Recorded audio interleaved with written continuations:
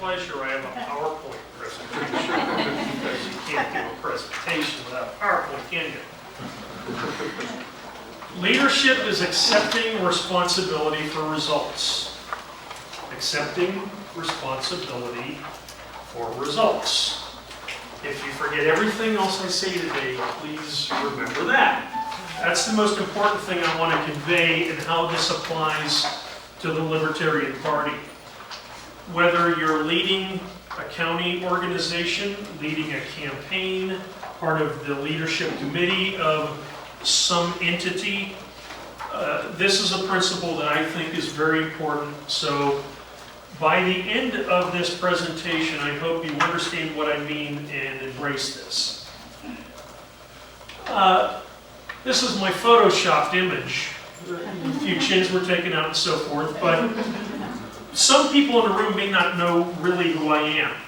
Why am I giving this presentation? Why isn't somebody else giving this presentation? So let me introduce myself a little bit so that hopefully that explains why I'm the guy up here giving this presentation.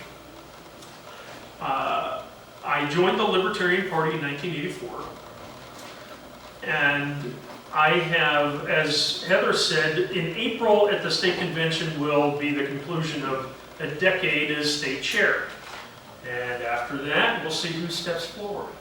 I would like to see who that person is. I think the fact that, to my knowledge, and Roger, you've been around a while, I don't know that there's ever been a contested nomination for the leadership of the Libertarian Party of Texas until 2012. And that's a good thing, that we're getting more competition. So I'm looking forward to seeing what that competition is. So a decade as state chair. Before that, I was the county chair in Travis for a couple of years. I've run for office 4 times. I won 2 elections for city council in Lago Vista. I've served on the national committee of the Libertarian Party for 2 terms. I was chair of what's called the Libertarian State Leadership Alliance. It's all the 50 state organizations within the Libertarian Party. They have an organization, and I presided over that. So that is some of my libertarian or political experience. But I've also, outside of the Libertarian Party, I've been president and remain on the board of directors of a classical arts organization. What pays me is I am a small business owner. I'm an engineer, so I have a little S corporation. So those are some of the leadership experiences I have. That does not mean I'm an expert. There are people who are in charge of very large companies who know a lot more than I do. There are very successful small business owners. There are university professors that can teach you things that I don't know. But what I hope I can convey today is some of my experience that I have captured in this Leading Like a Libertarian document that's free of charge. You can go to that site and check it out, and I encourage you to do so. Those are my opinions. I'm not going to try to prove that's the only way or the right way to do things, but based on my experience, these are some of my thoughts that if you're brand new, may not know how to get started, may not know how to approach things, this may give you some help. So we'll leave my photoshopped image for a moment and go back to the core principle I'm trying to convey, accepting responsibility. What's that mean? You have to have some ownership of whatever it is. You have to have some ownership of a challenge, of a problem, of what the Libertarian Party is in your county, or what your campaign is.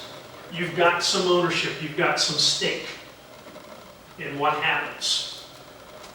That does not mean looking for a scapegoat. It does not mean always being defensive. If something goes wrong, we got to blame this person. If that happens, then people won't want to work with you because they don't want to be the person, oh, it failed because of this person. Yeah. I often see that after, let's say, a football game, the head coach gets interviewed. And they ask the head coach, why'd you lose today? Now, the real answer might be the quarterback fumbled. He threw an interception, or the guy missed a tackle. But a good leader is the coach who says, I accept responsibility. I had a role in preparing this team. I made some decisions. We'll get better. So that's what I'm talking about here, is accepting that responsibility. It also does not mean shrugging. There are times when the right thing to do is say, hey, this isn't working. We're going to stop, we're going to do something else. But that's different from this, which is just to kind of shrug a responsibility. This is something we have to do and the ball gets dropped. So when I talk about accepting responsibility, this is what I'm talking about. Having some ownership, having some stake. Accepting responsibility for what? In the Libertarian Party, we have some things we measure ourselves by, like elections. What happens when an election occurs? We look at the results. Well, I happen to be a Pittsburgh Steelers fan, and they're not getting very good results this year, but you have a scoreboard, and it shows how many points you scored and how many points the other team scored. None of those points go on the board unless you know where the goal line is. You have to be able to know, when we cross this line, there are 7 points. What's our goal line?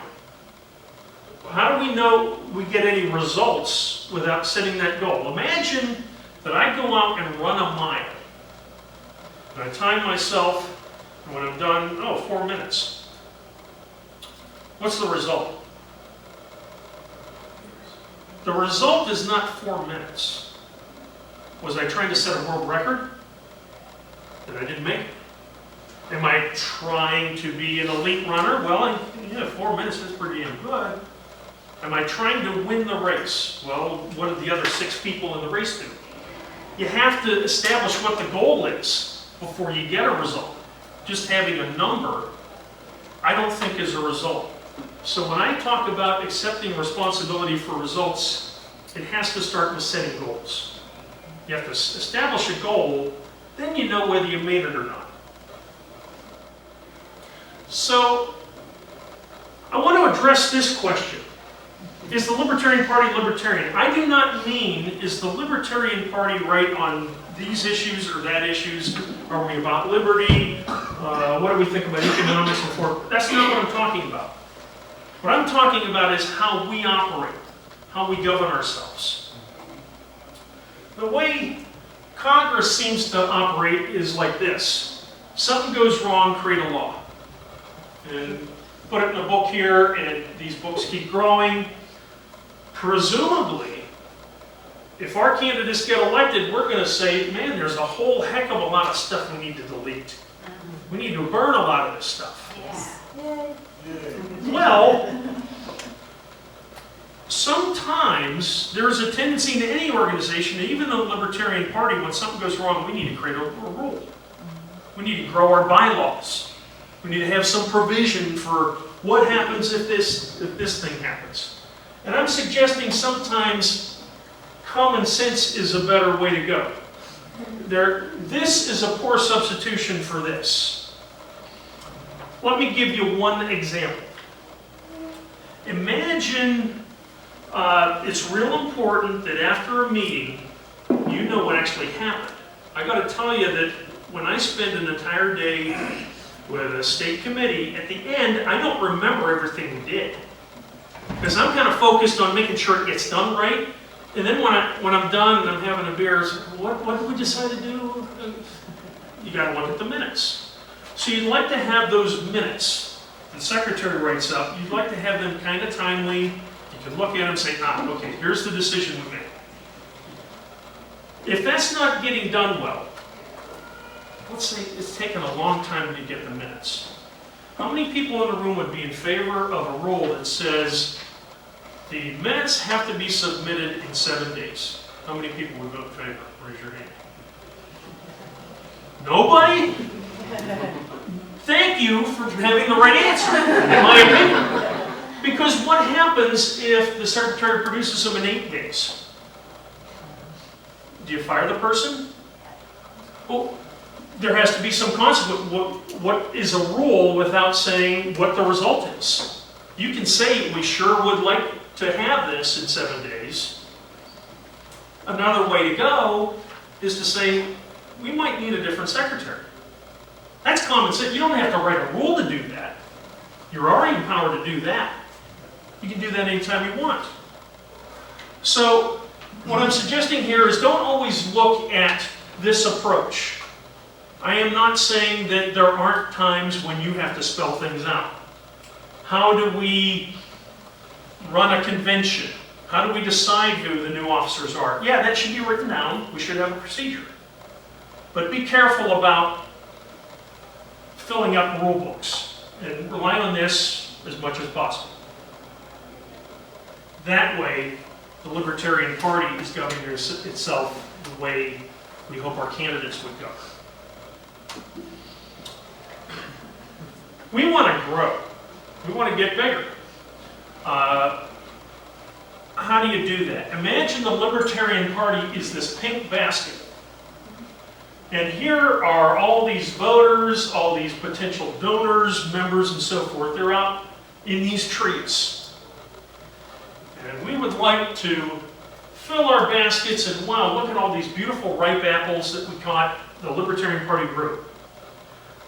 One approach is to go out to these trees with your basket and shake the tree real hard. Get all those apples falling out of that tree. But what could happen is this. If you have a hole in your basket, they fall to the ground and may eventually rot.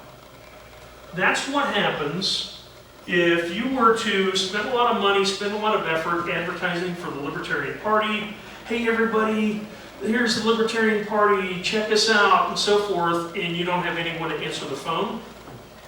You don't have good follow-up on your email. Your website has stuff that's wrong. Somebody wants to donate and it doesn't work. What happens is that person comes to the Libertarian Party and gets an impression you guys ain't ready for business.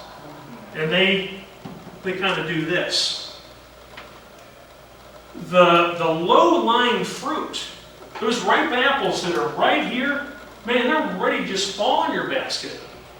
Those are the ones you want most. They're Libertarian right now. They're ready to start doing stuff. They admit, hey, I want to file for office. I want to be the leader of something. You want them more than anything. Make sure that basket doesn't have a hole in it. That's infrastructure. That's kind of some of the dull stuff that any organization has to do. You may not be out in the limelight and, oh, look, we're the Libertarian Party, check us out. You're more behind the scenes making sure stuff works. Man, that's important. Because when you catch those people, you got them. And they're impressed. Wow, you answered my phone right away. I can tell you right now, the LP of Texas, we're not perfect in that regard. We're getting better. But that is an important focus area in any kind of leadership role, is making sure that basket is always in good shape. Then, get some more baskets and shake the tree. So that's what I think is the approach to growth. This is Clint Hurdle. I'm originally from Pittsburgh, so I do like the Steelers and the Pirates. And for the last 20 years, it's been tough being a Pirate fan. They set an all-time record in all of sports for most consecutive losing seasons. For 20 years in a row, the Pirates had a losing record at the end of the season.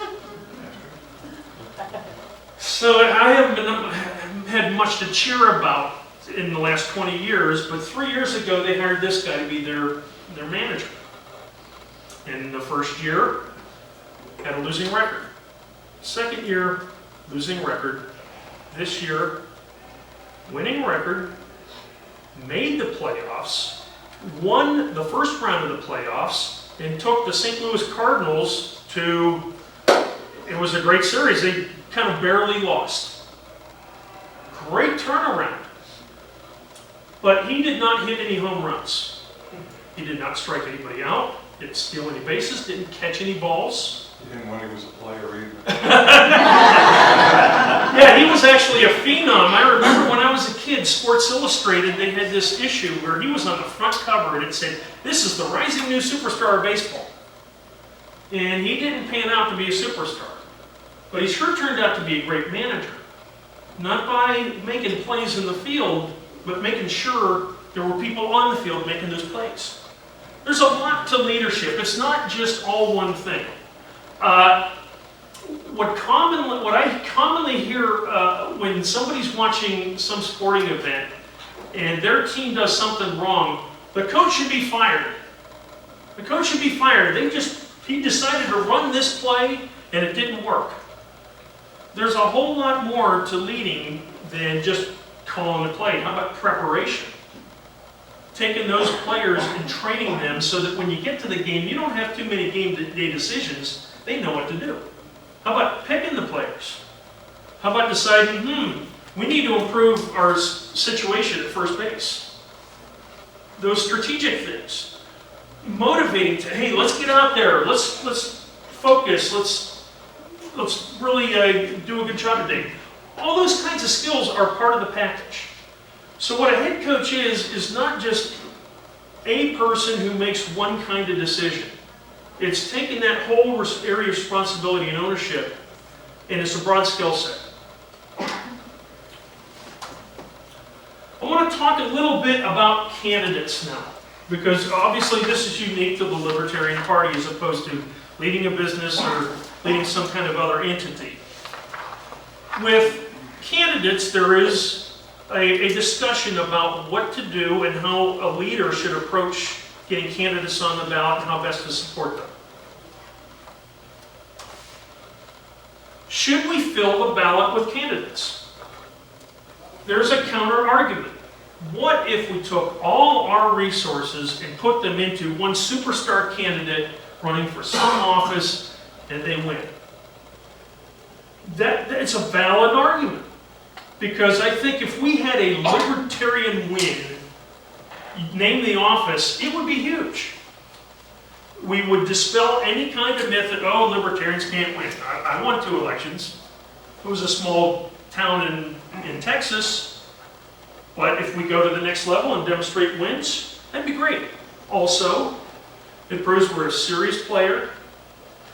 Because sometimes if you look like you have candidates that don't have a chance of winning, you guys aren't serious. Well, guess what? Democrats and Republicans have candidates that can't win. There are districts in this state or elsewhere where if you're a Democrat, you're not going to win. Same with Republicans. Try being a Republican and running in Travis County for like anything. Okay? But they run people. So let me give you the other argument. Fill the ballot. Get as many candidates as we possibly can. Why do that? We get better candidates that way. We get more competition. There will be places on the ballot for the Libertarian Party where we have multiple candidates. And at your county convention, district convention, state convention, delegates are going to decide who's the best, who's got the most resources, who speaks our message the best. That's a good thing. That's growth.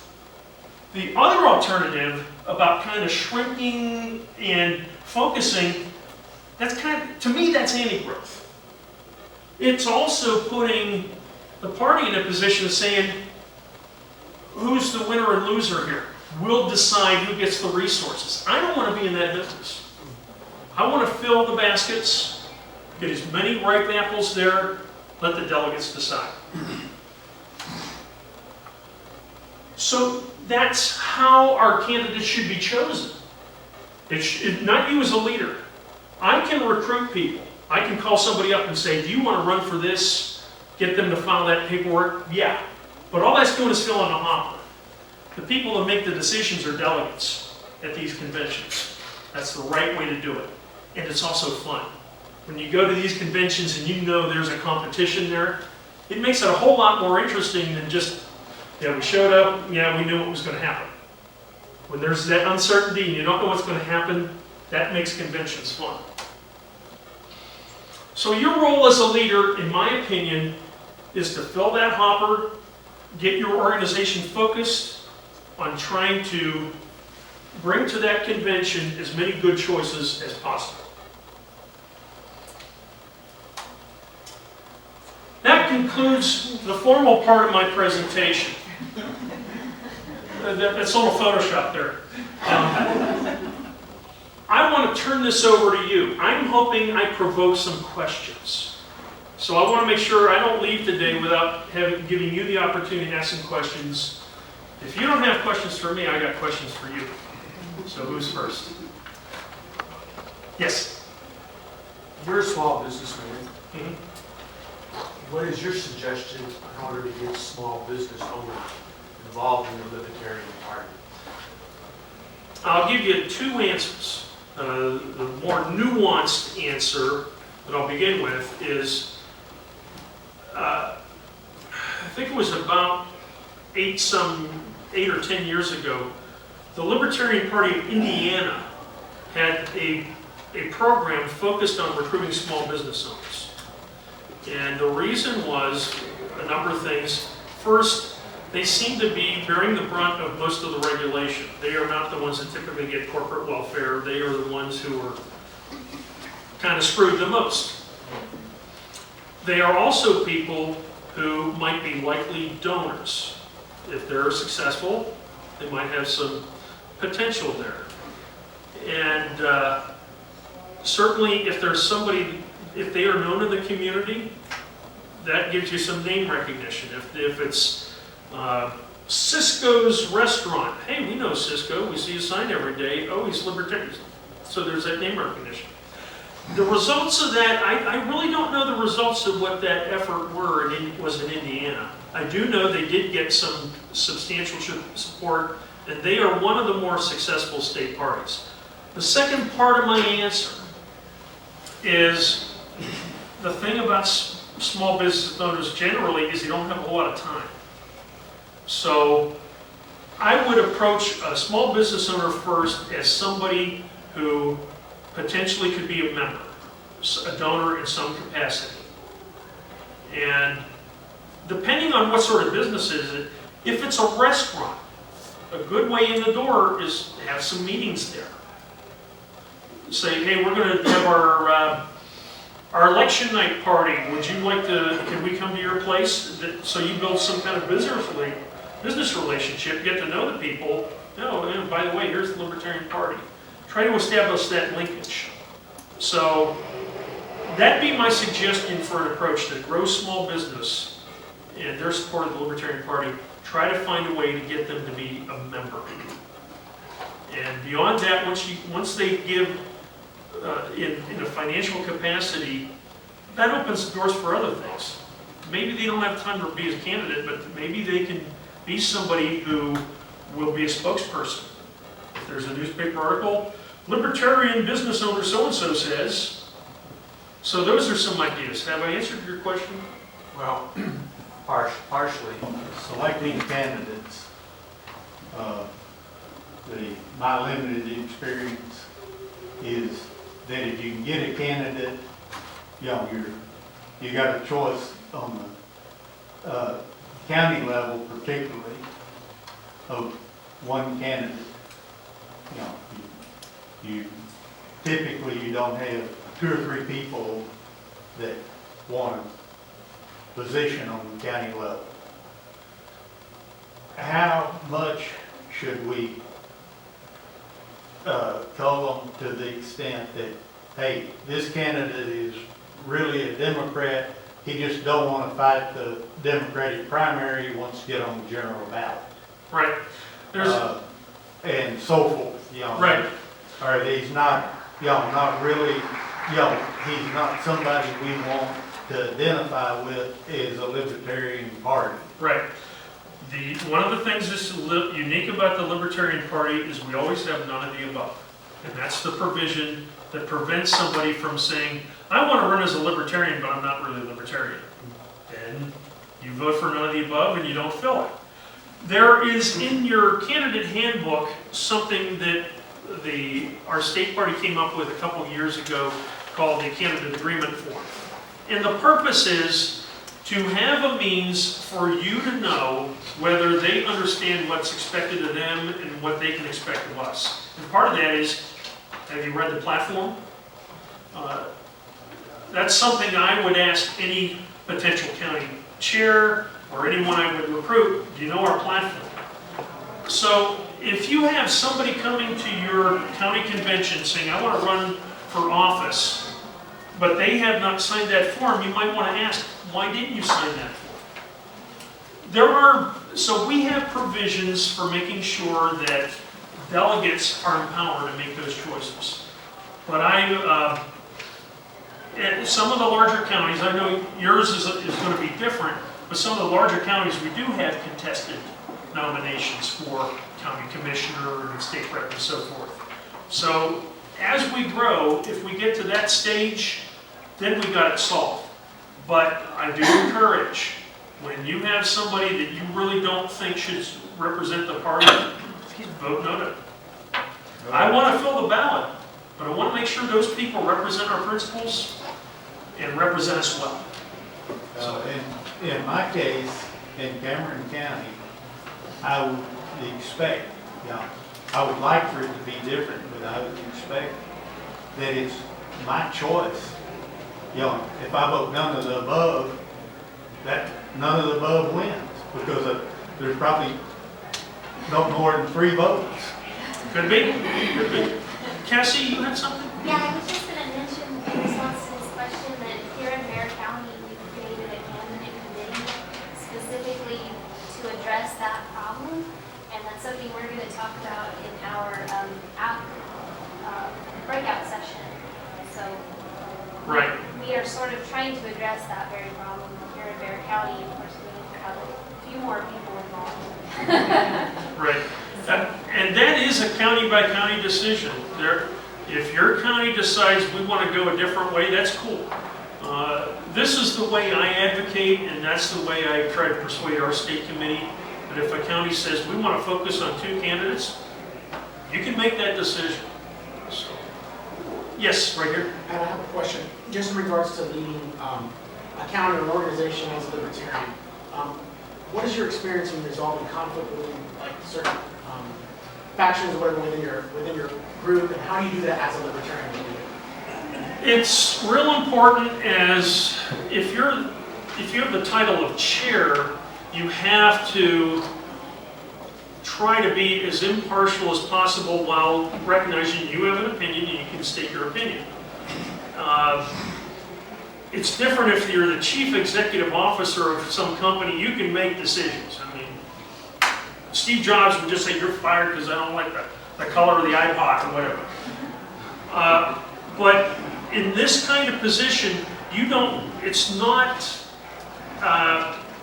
where you have all the authority. You're really in a position of trying to persuade members of a committee and ensuring that the decisions that are made were made the right way. If they have respect for you, that you did things the right way, even when things don't turn out the way you'd like them, that builds some sense of confidence. So we are passionate about things, and there's opinionated people. If you go to the state convention and look at the platform debate, you're going to see a lot of that passion come out.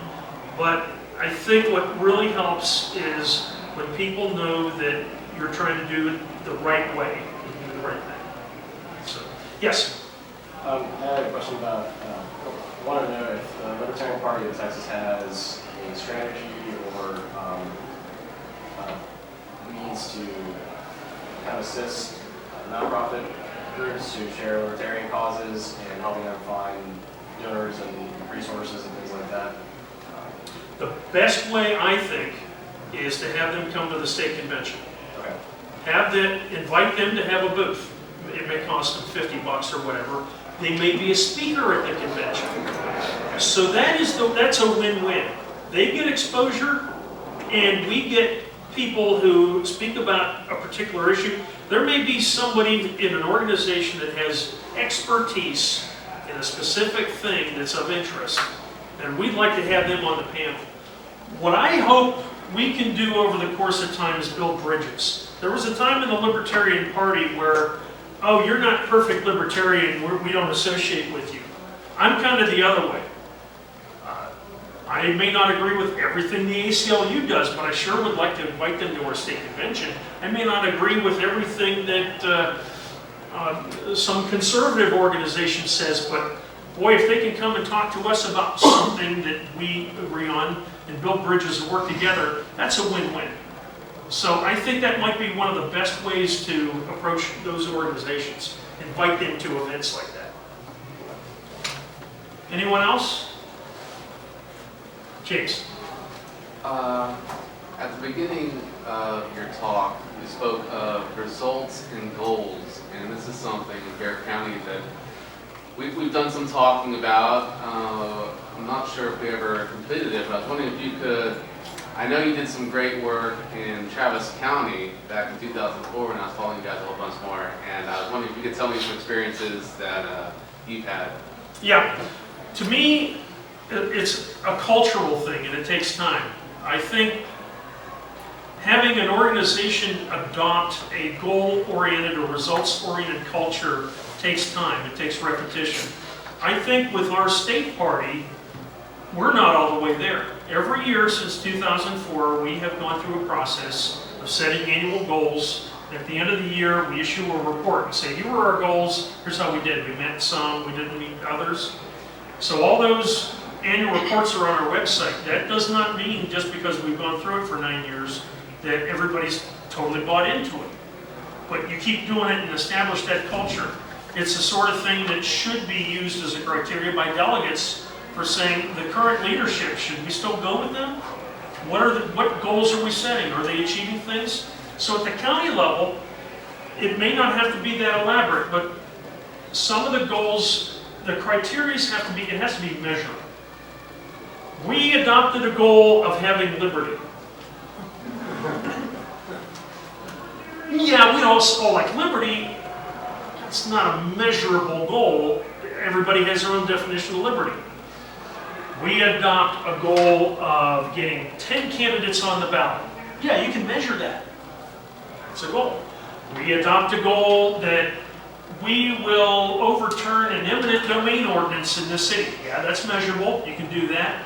We have a goal that we have a candidate set a record percentage in some race. So those are measurable goals.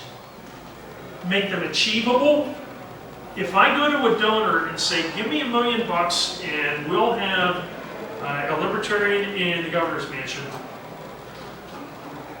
I don't want to do that. I don't want to do that. Would I like $1 million? Yeah, but I want to manage some expectations, because if they did give me $1 million and we had a record percentage in the governor's race, but it wasn't a win, that's probably a donor that's never coming back. You're fraudulent. I want to set some reasonable expectations. Here's what we can do. And hold people accountable. Assign people responsibility. This is your goal. You handle it. You accept that responsibility. You may have 3 goals that your county party establishes and 3 people that each have ownership of one of them. In that leading document, I have a procedure that our state committee uses, so that might be a guideline. But I just think it's really important, because if somebody asked me, how is the Libertarian Party doing? And we didn't have any goals established for me to answer the question. Oh, we're just doing okay. Well, what were you trying to do? What are you trying to accomplish? You have to have that answer. Yes? Maybe a short follow-up. I may have overdone the goal thing. If you ever have a problem with overdoing it? No, never.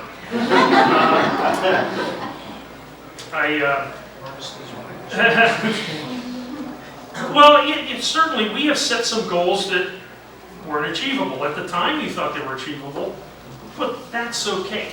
If you think that you can reach some financial goal and you don't come within half of it, That means the next time you set that goal, you might lower it a bit. In a lot of these, you may not be starting with a lot of institutional knowledge, but get a start. Pick something. And then modify it over time. Yes, sir.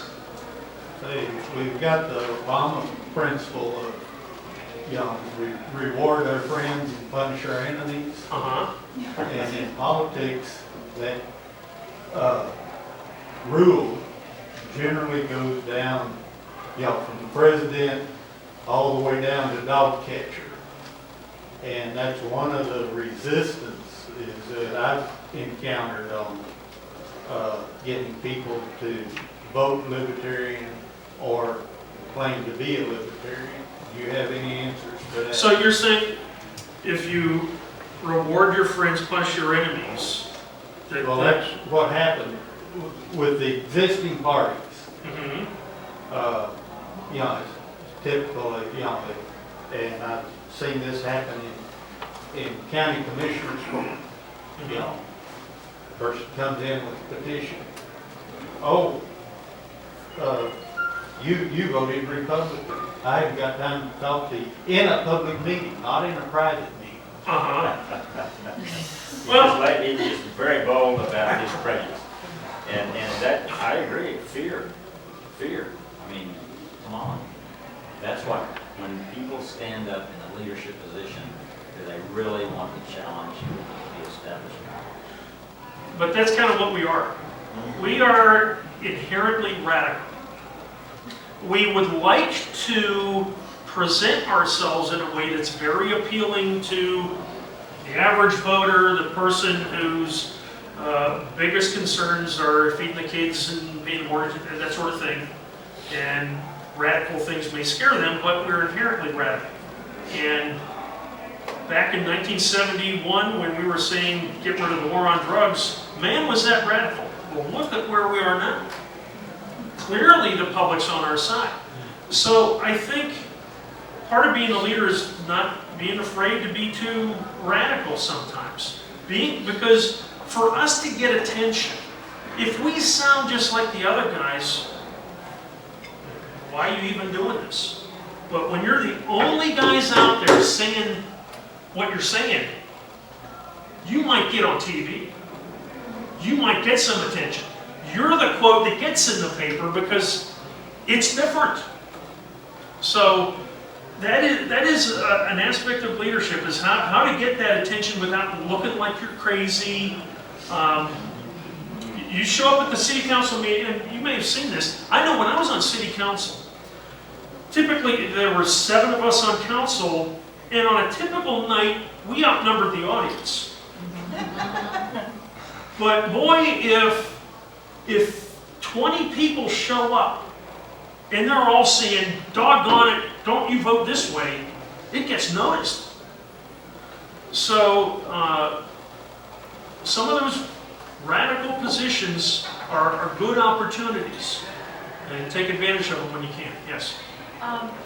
They had the NDO discussion recently here in San Antonio, and when there was a press conference of a group that I opposed, I went there just to listen and to hear what was going on. I wasn't obvious. They did not even know I was from the opposite side. Nobody even did. I just had my headphones on, acting like I was not paying attention. And I was. And at the end of everything, there was a lot of press. And I went over to one of the guys, and I just very nonchalantly said, I have a different opinion if you're curious. And they immediately said, Yes. oh yes, immediately. Because they had done 20 people with the same view, because they were for that purpose. And I was the one person there that was opposing that. I immediately got a press interview. Yep. That's a good thing. I have a question for you. Imagine you're the only person you know of living in your county that's a libertarian. And you go to the Libertarian, well, we're working on it. So you go to the Libertarian Party of Texas website and say, I wonder if are there meetings? Who do I talk to? And you look through the list of all the counties and yours isn't there. man, there should be a Libertarian Party organization here somewhere, but there isn't. How do you get that started? Who knows? No, Heather, you're not allowed to answer. Comment. Yes, sir. You know, the expression, all politics is local or all politics is personal. Eventually, you have to have that person-to-person contact. So it's either you know somebody or somebody's relative or some friend of a friend. Okay. But, so if you find somebody, hey, I'm libertarian too, then you can kind of build a coalition. But how do you actually get a Libertarian Party established in a county? Yes, You sir? have to file different tax forms like with the county, so you can. No. That, We don't have to. you don't have to. Act of civil disobedience. No, I'm kidding. We don't, no, yes, I James. was gonna say, if I was in that situation and I didn't see anything locally, I would probably go up to a larger area. So I'd probably see if there's a state or national party. Yeah, and that's one of the reasons we have Lauren and Heather to answer the phone. But let's say you wanted to get something. Boy, we ought to have some meetings here or something. Yeah. Did you have your hand raised? I don't, but just experience in Harris County, the Montgomery County, there's a gentleman who started attending the Harris County parties and then just decided to start having meetings at his house. Right. Just people that he, in his community that he invited, business leaders, etc. And just started having, not necessarily party affiliated meetings and events, but just kind of, getting to know people and communicating and sharing their ideas, and then eventually it became the Montgomery County party. And I guess at that point we did whatever official things he had. Would the county election office help you? No. How is, let's say you want to get the Libertarian Party in your county on our website, listed, hey, here's all the county organizations in Texas. How does your county get on there? Yes, James? I call up Heather and tell her I'm the county commissioner for Cameron County, or chairman for Cameron County. She sends me a contact list. I contact people and say I'm chairman until you elect somebody else. Now, that's close. That's close, but there's a few details. You call Heather and say, I want to start the Libertarian Party of whatever county. Yeah, that's the start. But there's a process. How do you become the chairman of some county? Yes? You would be appointed. There you go. Speaking as someone who's been appointed. Who do you need to talk to? Yourself. The state chair. And that's in our party rules. The state chair can appoint county chairs. So if you want to get things started, ultimately you have to have a conversation with me. And I insist that you pick up the phone and call me. If you send me an email, that's not going to cut it. I want to talk to you. And I'm going to establish some criteria that I think you sincerely understand our principles. But a big criteria is that you're going to be responsive. Remember that basket? I don't want a hole in the basket. I do not want to establish a county organization where apples fall through. I'd rather have people call Heather. Just like you were saying, if I didn't see something local, I'll go to the state party and call somebody. Well, Heather and Lauren can answer the phone. I'd rather have that situation than to have somebody listed who doesn't answer the phone, doesn't respond to emails. If that person convinces me they're going to be responsive, most likely they will be appointed. That gets things started. That's called a temporary appointment. That lasts until the next county convention. So now you have a chair in that county. You're listed on the website. And people say, hey, I just saw something on TV and dang it, I'm tired of Republicans and Democrats, I'm going to find a Libertarian. Oh, here they are. So they have a local contact. March comes. What does that county chair have to do? Hold a county convention. What's that? Hold a county convention. There you go. That county chair has to hold precinct and county conventions. And at that county convention, they can decide if they want to continue as chair, or if someone else attends that convention and says, well, I'm a retired executive, I've done pretty well, I think I've got some leadership skills, I'm really interested in leading. And everyone's like, You got it, man. You got it. So that's when that can happen. You can have that transition at that point, and that person would be in that position for the next 2 years until the next county convention. Okay? So you're the county chair now. What do you want to do first? You're the county chair. You're on the website. What do you want to do? All right. Start your outreach. How do you do that? Block walking and You can do that. door hangers if you'll have time. Yeah, Dorian, as a matter of fact, look, I just want to mention this. Wes Benedict, who's the first person we hired as executive director, was thinking, how can we get volunteers engaged in an easy way? This. We've always found the Nolan chart to be just like a magnet. It draws people in. Well, if we can put that in a door hanger and just, okay, walk down your block, put these on doors, that's great. But there's another resource that you can start with. Because what you're talking about is trying to go kind of cold call people. You're knocking a door and they may say, hey, don't bother me, whatever. There's an easier way to get started. We have a database. The Libertarian Party of Texas has a database. We know people that are living in your county that said, hey, I want to be on your newsletter. I want to maybe run for office and so forth. You can get that list. So if you want to reach out, if you want to do that outreach, reach out to the people that already said, I'm kind of libertarian. So we can get you started there. So let's say you do that. When you call these people, what are you going to tell them?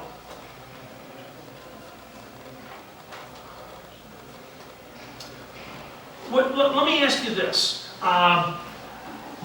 Imagine you had some cause. You were trying to raise money for some important cause. And you're going to call somebody on the phone and ask them to support it. How would you start that conversation? Tell them who you are, Tell them who you are. and the reason you're calling, Yeah. and would they support you? Right. I think an important part is, it's just like goal setting. What at the end of that conversation do you want? So when you call somebody, if you call Heather and say, give me a list of all the libertarians in this county, decide what you want to ask them. And one thing you might ask them is, do you want to be on our newsletter? Assuming you're going to have one. That's easy. That's a low bar to start with, because you're not asking them for money. Money tends to be more difficult to ask for. Asking them to run as a candidate tends to be a little more difficult. But if you say, do you want to just know about what we're doing in the county? That's a pretty easy ask. And once you got that, now they're in the loop. Every week or every month, hey, we're doing this. Hey, we're trying to recruit candidates. Can you help? Hey, we're meeting at so-and-so. So trying to establish what it is you want to ask for and what you want to have at the end of that conversation is important. Okay, imagine you go through that process. You have now 6 people in your county that say, I want to be involved. Thank you for being the chair. Let me know how I can help. What do you want to do next? Yes, Roger. How about a meet and greet? Great. Okay. Any other ideas? Yes. Fundraiser. Okay. So you can be part of the leadership. There's that, yes. We'll have to have a reason and purpose when they tell you they want to get involved to be able to provide them with something immediately. That's closer to what I'm asking about. Setting goals. You now have 6 people that say, yeah, we want to work, we want to help. What do you want to accomplish? Set some goals. Set some goals. Be that results-oriented organization and say, election coming up, how many candidates do we think we can get? So pick a number and go for it. Is there something going on in our town, in our county, that we want to speak up against? Best way to get in the paper Like I said, those city council meetings or even county commissioner meetings, you walk in there and say, "Hi, I'm with the Libertarian Party of this county." Wow, you're like the only organization here. There's 5 people in the audience and there's 6 of you walking in all saying, "We want to do something about this issue." You're probably going to get in the paper. You're probably going to get the attention of the people up there. So setting some goals like that is a big part of it. And at the end of the year, you say, "Here's what we tried to do, here's how we can do better." So those are some ideas for you. I don't know if there's some people here today from a county where there isn't an organization, but if you're interested in being part of the leadership, or if there's people you know that want to get involved, hopefully I'm giving you kind of a blueprint for how to proceed. Are there any other questions? I had a thought about something, about fundraising Nicole Paul. She does a great job of research. And if you reach to talk to the person on your level, like talking about environmental issues or whatever, or whatever the health issues and stuff, if you reach out to them on their level, speak their language, and say, "This is how we feel, this is, my name is so-and-so from the Libertarian Party, this is what we believe how we feel about it." And then say, "Oh, I agree with this," or "I don't disagree." Then say, "How would you like to support?" There was some, the Libertarian Party itself doesn't do a lot of market research, and it's certainly good, it'd be a good idea to do that, but at the national level, there was some research done that suggested a lot of our membership comes to us for one issue, whatever that is. It may be, the Libertarian Party, I agree with your foreign policy and that's why I'm joining. Or, I agree that the war on drugs needs to end. Or, I believe in the Second Amendment. Or, I believe eminent domain is being abused. It may just be that one issue. They may not be fully on board with other stuff. But oftentimes it's one issue that brings them to us. But the more, when they come in and then they get exposed to other things, they adopt those issues. So when you reach out to those organizations or those interest groups that are focused on one thing and you find agreement, that may be a door. They may not have to buy the whole other part of the package yet.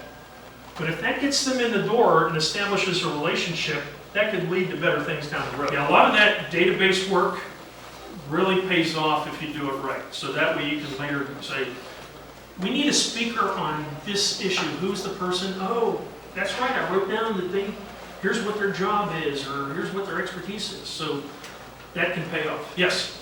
On that same topic, we have this fabulous new database that we're currently converting into, which will track some of that information. So we will have some of that already on file, and the county chairs can request all that information. We can send it to them, which would be very helpful for the reasons you're talking about. But also, if you can send us that information, we can enter it in to make sure that's available for other folks down the line. So whatever information you guys have on a local level, be sure to put it into the database, either yourselves or send it to us so that we can too, because you guys are the eyes and ears on the ground.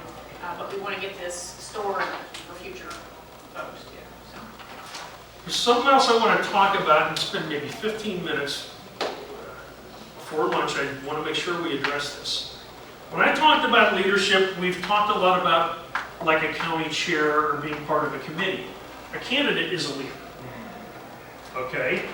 What is the leadership role for a candidate? Messaging. Yeah. Anything else? Speaking out on the issues. Yeah, I think those are kind of related, but yes, yeah. What else? Being the liaison between the people and the government. Okay. Being a good listener. Yeah, okay. Identifying the issue. Yeah. Well, you're running for office for some reason, and you're the one who gets to decide why you're running for office. I'm running because Commissioner so-and-so just keeps handing out money to corporations and the small business owners getting screwed. That's why I'm running for office. Yeah. What else? How are you going to get that message out there? What are some of the ways you can get a message out as a candidate? Press release. Press release? And that's free media, right? What are other ways? Logging. Logging, Resist. that's free too. Get yourself arrested. That may cost you some money though. What else? Door to door. Door to door, that could be free. Although, when you go door to door, what are you going to do when you knock on the door? Hi, I'm Pat Dixon, I'm ready for city council. What's next? Ask them, do they have any issues that concern them?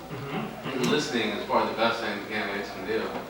Okay, well, let me cut to the chase. Let's say you have a really great conversation with that person for 5 minutes. When you leave, what do you want to happen? Well, you should have either a vote or a volunteer or some money from them. Okay. You have to walk away with at least one of those things. Yeah, so if you walk away with something, that's good. You have to leave something behind. There you go. Get them to Did you believe leave you. anything for them? You may be forgotten. How are you going to get that? What is it you're going to leave? How about taking the Libertarian test? You could do that, but if your name isn't on it, Personal business cards. there you go. Flyers, ones that look good. Yeah, business cards. Okay, how are you going to get those things? There's a one-word answer. Money. What'd you say? Money. Did everyone hear him? You're running for office. You want to get your message out. If you don't have any money, how are you going to do that? You can do the block walking, yeah. You can blog, all that, do that. But if you really want to get the message out, it's yard signs, it's advertisements, it may be billboards, printing out a nice flyer, one that looks good, and making sure that I'd like you to vote for me, and here's my information. You can leave then because they've got your information, they've got your website. That costs money too. So money. How do you get money? Donations. Okay, how do you get donations? You have to ask. You have to ask. That is very difficult for most people. There's a Jerry Seinfeld joke where he says, there was a survey where more people feared public speaking than death. So, at a funeral, you'd rather be in the casket than giving the eulogy. Well, asking for money is speaking on a subject that's even more difficult. Because you're expecting some result and it's uncomfortable. I'm going to role play this with Lauren, okay? I'm going to deliberately make some mistakes when I do this. Hi, Lauren. I'm Pat. I'm running for office. And, can you help? Because I'm running for office. It's okay if you don't. But it's nice talking to you this evening. Okay, that's one approach. I bet it won't work. Let me show you another approach. Hi, Lauren, I'm Pat Dixon. I'm running for office, and I really like your support. Would you be able to give me a donation for my campaign? Yeah. Now, what was the difference between the two approaches? Confidence. There's confidence, yes. Eye contact. There's that. Asking. Asking, yeah, absolutely. Contact. There's something else I did. Assertive. Eye contact. You asked the What did I do the first time? You didn't. defeatist. It was defeatist. How was it defeatist? What did I do to make it defeatist? You gave her an out. That's it. I talked myself out of the deal. I said, I'd really like you to help. You don't have to. That's what happens a lot of time in fundraising. You talk yourself out of the deal. What you do is, can you give me a donation? Shut up. Stop talking. They have, until they give an answer. There may be a long pause. You wait. As a candidate, you're the leader for fundraising. You may have a campaign manager, and they have a role, but what that campaign manager ought to do is put you in charge of fundraising. You're going to make calls. Because if you're running for office and someone else is asking for money, why didn't you ask? You're the one running for office. You're the most persuasive advocate. Even if you're not comfortable asking for money, you have to do it. And as part of leadership, you're accepting that responsibility, you're taking ownership of it. So I wanted to cover that. Leadership, there's a lot of different leadership roles in the Libertarian Party. Running as a candidate is a big one. My hope is, what I've given you is maybe some motivation, some ideas. I do encourage you to read that document, that tome I put together. I wrote that in 2011 after saying, I've been doing this a while. I'm just going to put down my opinions, and somebody may make use of these, and maybe I'll revise them later, but I wanted to make sure that I'm passing something along to the next people. So at any time, feel free to contact me. I do encourage you to become a leader in the Libertarian Party. Thank you very much.